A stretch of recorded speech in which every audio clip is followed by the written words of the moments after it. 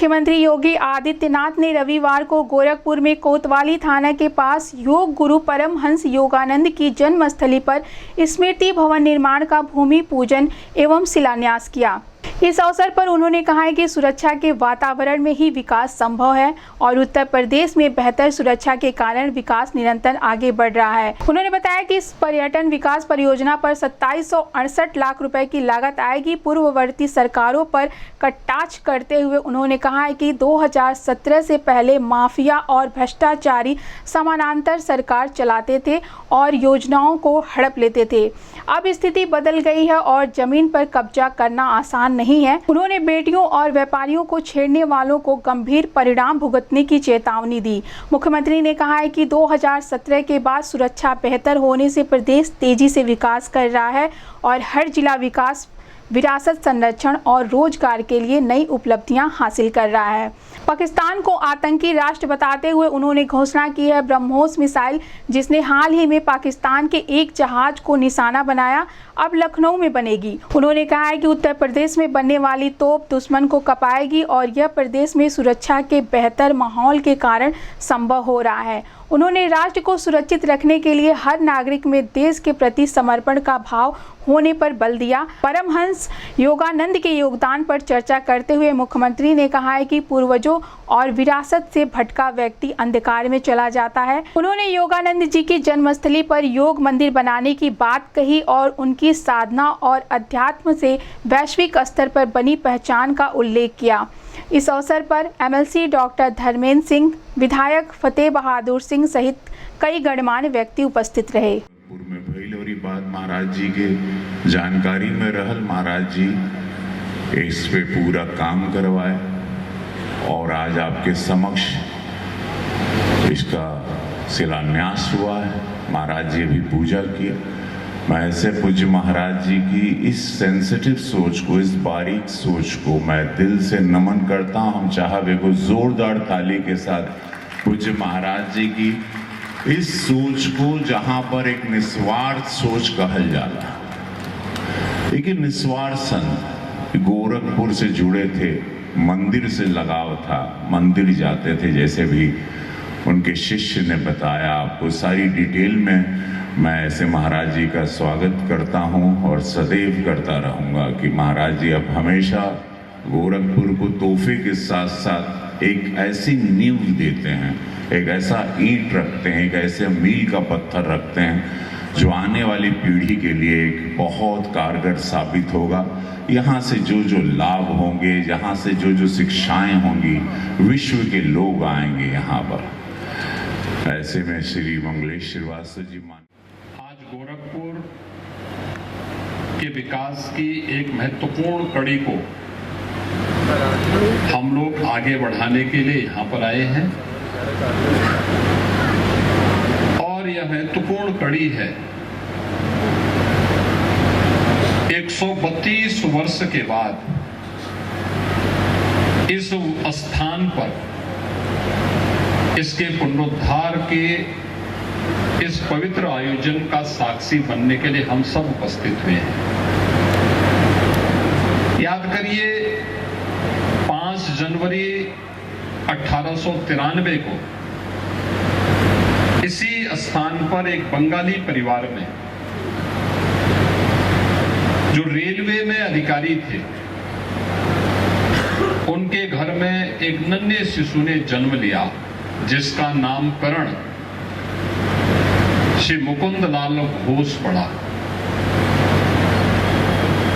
और वही मुकुंद लाल घोष जिनका बचपन 8 वर्ष गोरखपुर में व्यतीत हुए। उसके उपरांत यहां से वाराणसी और फिर देश के अलग अलग भागों में जाते हुए अंततः उनको बचपन में ही मां की साया उड़ जाने के कारण उन्हें कोलकाता वापस जाना पड़ा। आध्यात्मिक जिज्ञासु होने के नाते, बाबा गोरखनाथ के सानिध्य में गोरखपुर में जन्म लेने के नाते वह अध्यात्म का बीज जो गोरखपुर में रोपण हुआ था, वह क्रियात्मक योग के रूप में धीरे धीरे करके आगे बढ़ता गया पूरी दुनिया के अंदर इस Yogoda Satsang society and self realization fellowship के माध्यम से पूरी दुनिया के अंदर यह छा गया। लेकिन इस स्थान पर परमहंस योगानंद जी की स्मृति को हम जीवित रख सकें, गोरखपुर के साथ उनके संबंधों को जोड़ सकें, ये मेरे मन में काफी दिनों से आ रहा था। मैंने कई बार इसके लिए प्रयास किया, लेकिन अंततः स्थानीय प्रशासन के सहयोग से यह संभव हो पाया है। और आज वह दिन आया है जब हम उस महापुरुष को, उस योगी को स्मरण करने के लिए इस मुक्तिपुर में, नाम ही मुक्तिपुर है, यानी स्थान ही मुक्ति का प्रदाता है। परंपरा, योगियों की परंपरा, जहां गोरखपीठ में, गोरखनाथ मंदिर में, महायोगी गोरखनाथ की इस पावन साधना स्थली में देखने को मिली। देश के अंदर भी अलग अलग स्थानों पर, आप बंगाल की ही परंपरा में जाएंगे, अनेक ऐसे ऋषि मुनि पैदा हुए, ऐसे संत पैदा हुए, वर्तमान कालखंड में ही पैदा हुए, जिन्होंने अपनी आध्यात्मिक साधना से लोगों के जीवन में अनेक परिवर्तन किए। बंगाल की परंपरा तो इस मामले में बहुत समृद्ध रही है। रामकृष्ण परमहंस उस परंपरा के एक दिव्य ज्योति थे। स्वामी प्रणवानंद उस परंपरा के प्रखर ज्योति थे। लाहिड़ी महाराज उस परंपरा के एक दिव्य ज्योति थे। एक महत्वपूर्ण कड़ी के रूप में उपदेश्वर गिरिजी महाराज उस परंपरा के पूज्य संतों की एक परंपरा में, योगियों की परंपरा में एक मूर्तिमान नक्षत्र थे। अनेक ऐसे दिव्य ज्योतियों का प्रादुर्भाव इस भारत की धरती पर हुआ है, और उसी भारत की आध्यात्मिक जगत की विभूतियों में, इसी गोरखपुर के इसी स्थान पर, जिस स्थान पर आज हम सबका सौभाग्य है कि हम सबको मिलने का अवसर प्राप्त हुआ है, और वह भी 132 वर्ष के बाद। अनुमान करिए इसमें से किसी भी व्यक्ति की उम्र 132 वर्ष नहीं होगी। मुझे लगता है कि 132 वर्ष किसी की उम्र नहीं होगी सिवाय रवि किशन के। रवि किशन संभवतः 132 वर्ष के हो चुके हैं, इसीलिए तो पहली बार यहां पर आए हैं। आप लोगों ने, कितने लोगों ने वोट दिया था रवि किशन को? सभी लोगों ने वोट दिया, लेकिन इन्होंने फिर आपको कभी देख करके पूछने के लिए नहीं आए। इनके यहाँ भोजन करने के लिए गए थे? कितने लोग गए इनके यहाँ भोजन करने के लिए?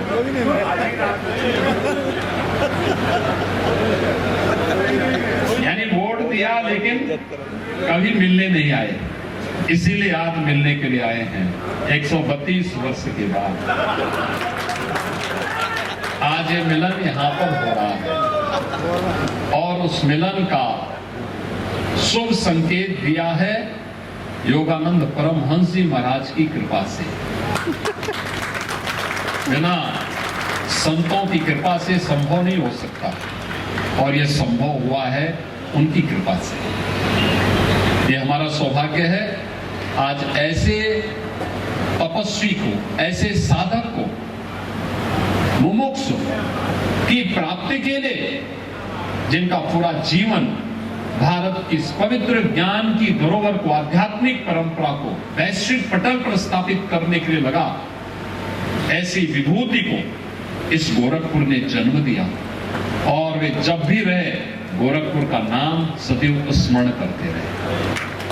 उन्होंने अपनी ऑटोबायोग्राफी में इस बात का उल्लेख किया, अपने बचपन का उल्लेख किया, मां के न रहने की पीड़ा का उल्लेख किया, और उन सभी बातों को उद्धृत करके उन्होंने अपनी ऑटोबायोग्राफी में लिख करके छोड़ा है, जो गोरखपुर की उनकी स्मृतियों से जुड़ा हुआ रहा है। यानी मात्र 8 वर्ष की उम्र तक गोरखपुर में थे, और उसके उपरांत पारिवारिक दायित्वों के साथ पिता का यहां से ट्रांसफर होता गया, वे भी उनके साथ जाते गए। मां की साया उड़ गई, और फिर परिवार की स्थिति क्या होती है, ये सभी दृश्य उन्होंने अपनी ऑटोबायोग्राफी में लिखते हुए अंत में, आपको याद होगा कि बहुत छोटी उम्र में ही, यानी मुश्किल से उन्होंने जो जीवन पाया, मात्र 60 वर्ष का जीवन पाया,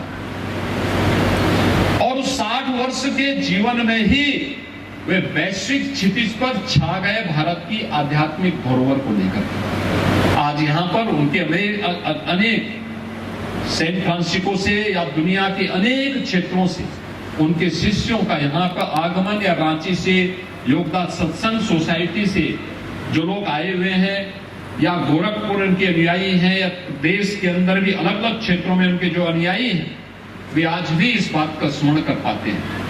उनकी बाध्यता थी, सरकार का सहयोग हुआ, आज यहाँ पर उनका ये भव्य स्मारक योग मंदिर बनने को तत्पर है, उसको आज शुभारंभ हम लोग करने जा रहे हैं।